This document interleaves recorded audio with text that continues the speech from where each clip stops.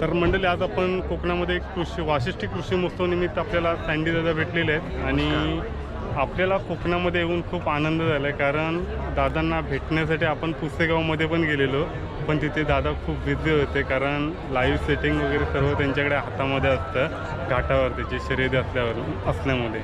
आणि आज दादा कोकणामध्ये आलेले आहेत. तर दादा आपलं नाव कसं काय आणि आज कोकणामध्ये तुम्हाला काय वाटतं? माझं नाव सँडी आणि यादव यूट्यूब चॅनल आहे.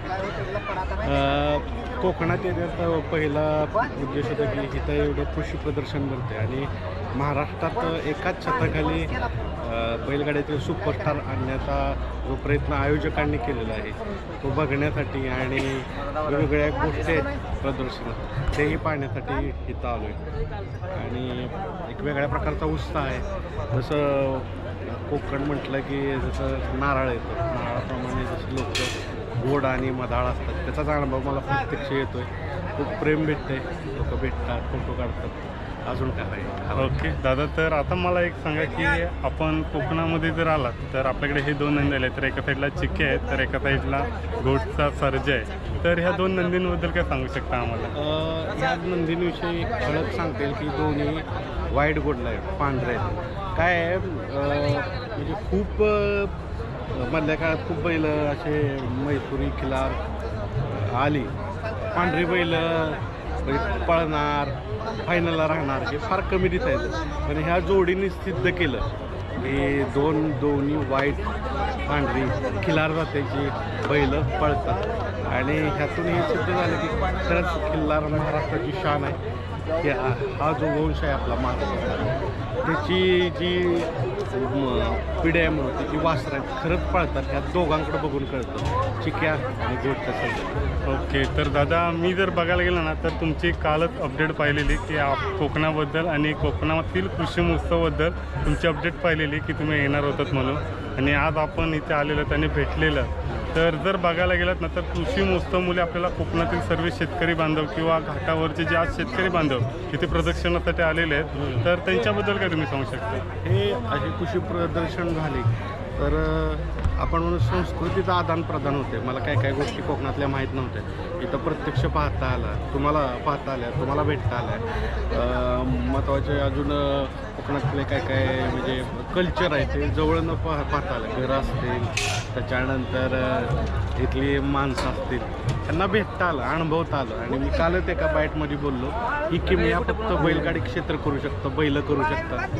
तुम्ही इथं कोकणमध्ये असता, रत्नागिरीमध्ये असतो, मी साताऱ्यात असतो, पण हे एकत्र आणण्याचं काम बैलगाडा शर्यत आणि बैलांनी केलेलं आहे. तर याचं सगळं श्रेय नंदीनला जातं. ओके, तर दादा आपल्या इथे म्हणजे 5 तारखेला म्हणजे जर बोललं तर सर्वांचा लाडका बकासूर त्याला देव मानलं जातं. तर त्या बकासूरबद्दल काय सांगू शकता तुम्ही? बकासूर म्हणू आपण की वेगळं काय बोलायची गरज नाही. बकासूर सगळ्यांचा दिलातला असा ताईत आहे आणि बैलगाडी शर्यत मोठी होते अशा नंदींमुळं.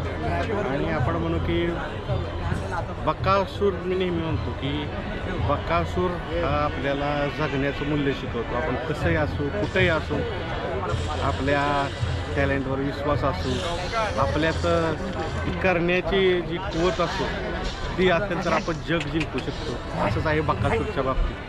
सगळी आपले अनुमान तोडणारा बैल की असाच असला पाहिजे, अशी शिंग पाहिजेत, असंच शरीर पाहिजे, एवढीच हाईट पाहिजे, हे सगळ्याला छेद देणारा एकमेव महाराष्ट्रातली बैल बकासूर. त्यामुळे मी नेहमी म्हणतो नंदी आहे आणि आपण देवाच्या स्थानी त्या नंदीला बघतोय तर आपण काय बोलणार? दैवत्वाच्या जवळ गेलेला बैलाविषयी आपण काय बोलणार? मी तर खूप छोटा माणूस आहे बोलण्याबद्दल. ज्यांना अनेकांची मनं जिंकलेत, मनं जिंकणारा मी म्हणेन आता योद्धा आहे ते. ओके, तर दादा एक तुमच्यासाठी जर बोलायचं झालं, आज तुम्ही घाटावरती असू दे किंवा पुण्यामध्ये इथे जेवढी बैलगाडा शर्यती होत आहेत तर तुम्ही लाईव्ह दाखवत आहेत. तर आमच्याकडे कोकणामध्ये कोकण केसरी वगैरे मैदानं होतात, तर तिथले लाईव्ह प्रदर्शन तुम्ही दाखवू शकता? लाईव्ह मी करत नाही, मुलाखती वगैरे घेतो. लाईव्ह आमचे मित्रमंडळी करतात. इथं जर करता आलं तर निश्चित येईल. इथली जी जिल्हास्तरीय तुमची स्पर्धा असते कोकणमध्ये ती वाढली पाहिजे, ती मोठ्या प्रमाणावर चांगली झाली पाहिजे.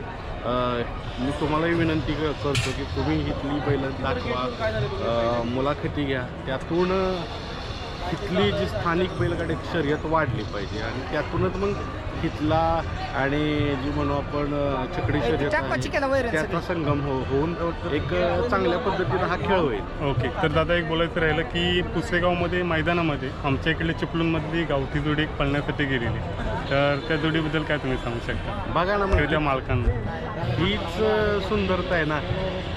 चिपळूणवरनं खटाव तालुक्यात पुशेगावच्या ठिकाणी बैलगाडी पाळायला जाते. मी जसं सांगितलं की संस्कृतीचं आदान प्रदान आहे ना, तुम्ही तिथं भेटता तर वाटतं की चिपळूणवरनं कोकणवासी आपल्या भेटीला आलेत. आता आम्ही आलो तर तुम्ही त्या पद्धतीनं भेटताय, एक प्रेमाचं नातं.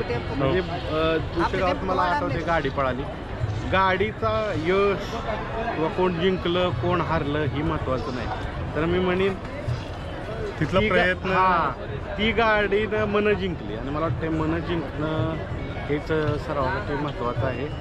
त्या शर्यतीत बैलगाडी शर्यत जिंकली असं म्हणतो. ओके, धन्यवाद. तर खूप खूप धन्यवाद दादा.